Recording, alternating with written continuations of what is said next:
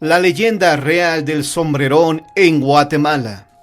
Esta es la historia del verdadero sombrerón, un hombre llamado Juan Bayona, que vivía en la antigua Guatemala a finales del siglo XVIII, y que fue condenado a llevar un gran sombrero parecido a las alas de un murciélago. De acuerdo con el notable historiador antigüeño Víctor Miguel Díaz, a finales del siglo XVIII, un hombre llamado Juan Bayona fue encarcelado en la antigua Guatemala al ser acusado de haber cometido un crimen.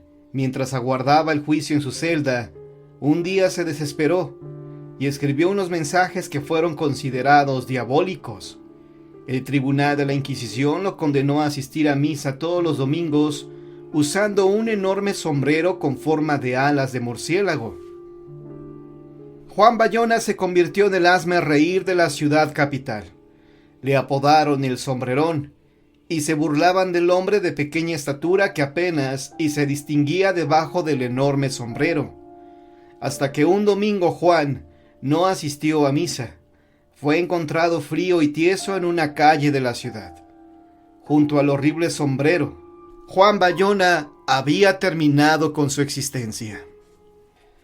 Tras el fallecimiento de Juan, la gente se arrepintió de las burlas proferidas y fue a la iglesia a pedir perdón y confesarse.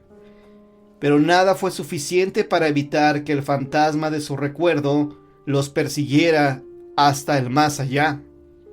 El resto es leyenda, y aunque pasaron ya más de 2 siglos, puede suceder que una de esas noches de luna llena podamos escuchar al sombrerón cantándole una serenata a una hermosa joven, de ojos grandes y cabello largo.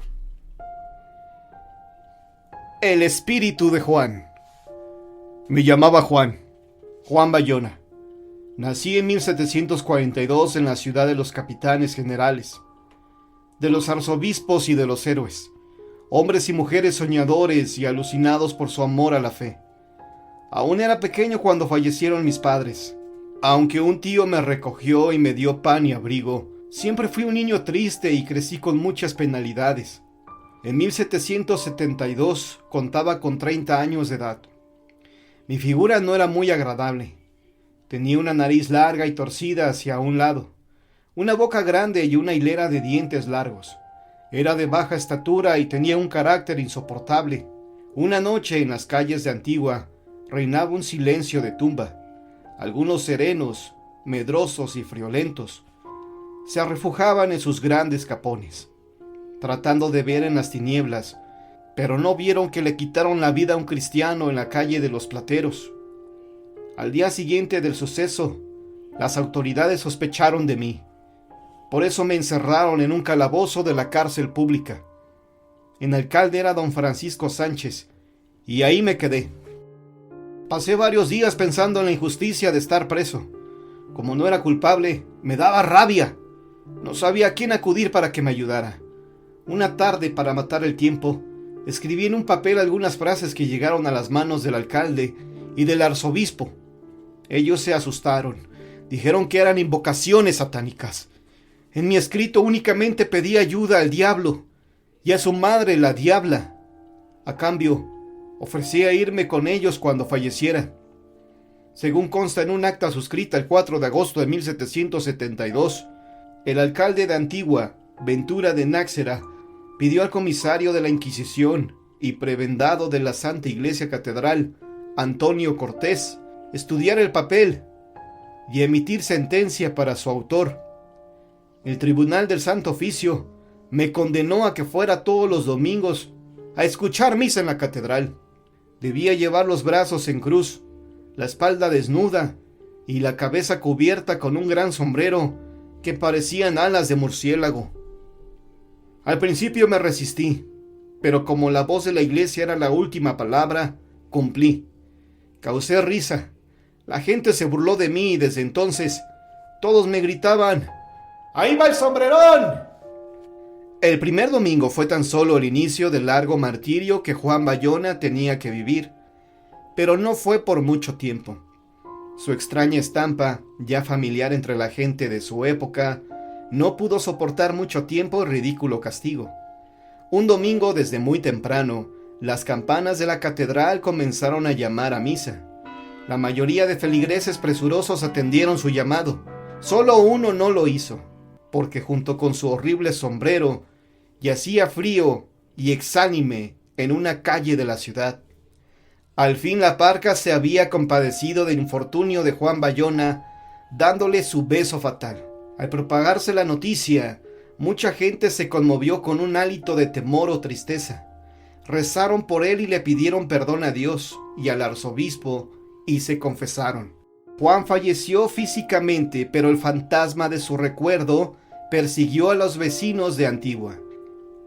Cuentan que después nadie se atrevía a caminar de noche por las calles donde se paseaba aquel hombre del sombrero como de alas de murciélago.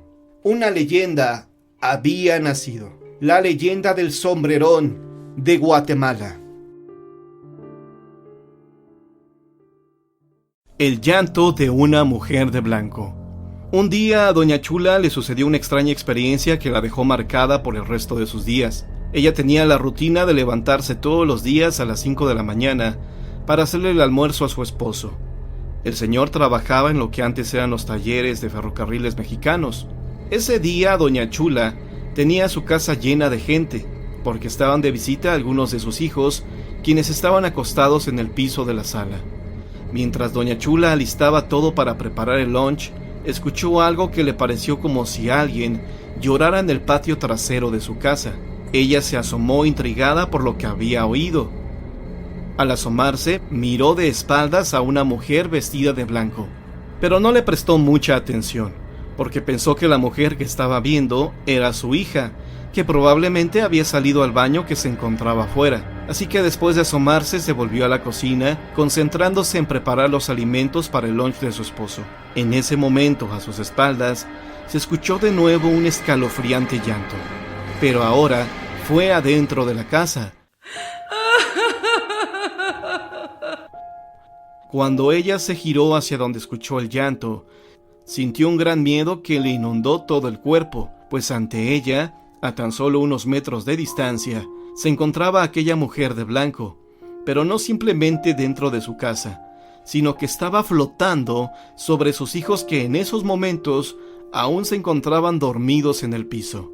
Su horror aumentó al ver cómo lentamente este ser empezó a avanzar hacia ella. Nuestra vecina emitió un grito de espanto que despertó a sus hijos. Ellos después comentaron que no les tocó ver ni oír nada de lo que su mamá les contó. Lo único que escucharon fue el grito de su madre, que después de gritar cayó al suelo desmayada. La pobre señora sufrió un infarto por el impacto de aquella tenebrosa aparición que se había manifestado dentro de su casa.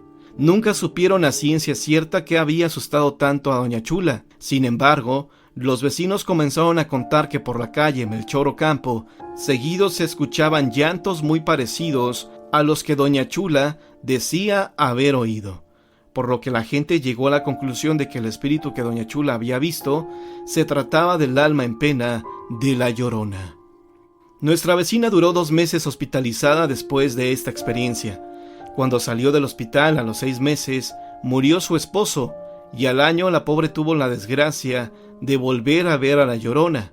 Cuenta mi mamá que eran las 2 de la madrugada cuando le hablaron para que llamaran a una ambulancia, porque doña Chula acababa de sufrir otro infarto. Cuando mi mamá llegó a la casa, escuchó decir a los vecinos que se habían acercado para ver lo que pasaba, que a un nieto de la señora lo habían encontrado en una esquina, escondido entre un sillón y la pared, y que el niño dijo que su abuela se había desmayado cuando había visto a la señora que había atravesado la puerta de entrada y había recorrido el pasillo hacia la puerta de salida.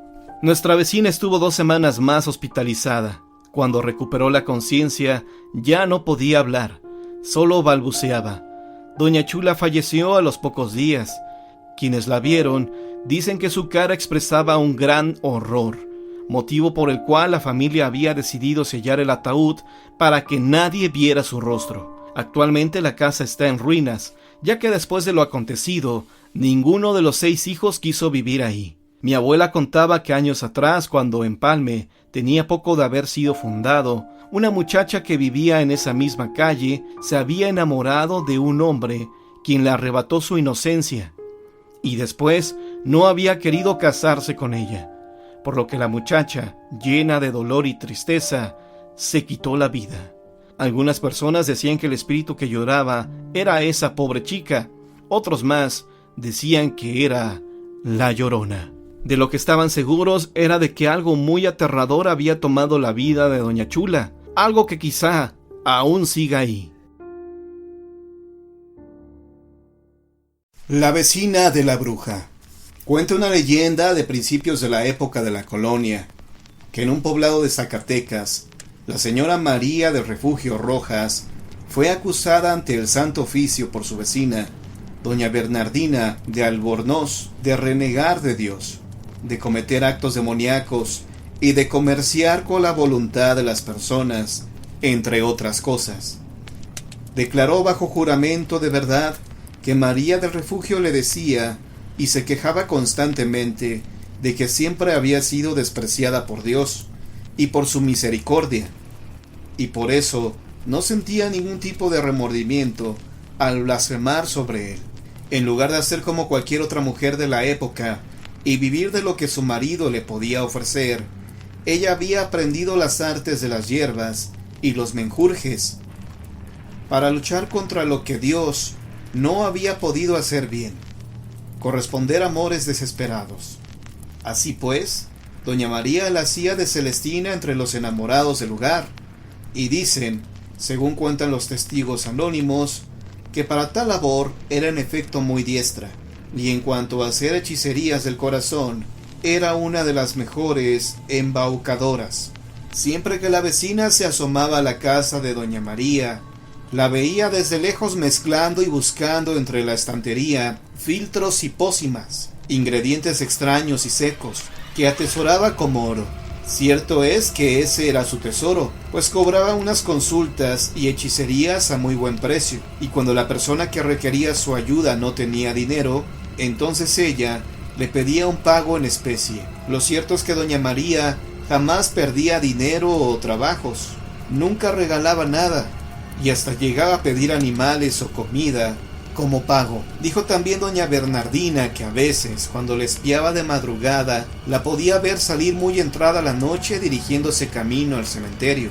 Una vez fue tanta su curiosidad que la siguió hasta ahí, y confesó que bajo la luz de la luna la encontró desenterrando una tumba. Fue tanto su horror que se quedó ahí, parada atrás de un árbol, viendo cómo doña María sacaba los huesos de un fallecido para después meterlos en una bolsa del mercado. Volvió a enterrar los restos y se fue caminando a su casa, mientras doña Bernardina la seguía estupefacta. Cuando llegaron se asomó por la ventana y vio cómo la bruja molía en un molcajete los huesos del fallecido para vaciar el polvo en un líquido contenido en una botella. Entonces, del asco que le dio en pensar que ese líquido era uno de sus remedios, se fue corriendo a su casa y asustada arrancó la puerta. Los días que sucedieron a ese hecho tan macabro, la vecina dijo que estuvo encerrada varios días y que no salía por miedo a que doña María supiera que la había estado espiando.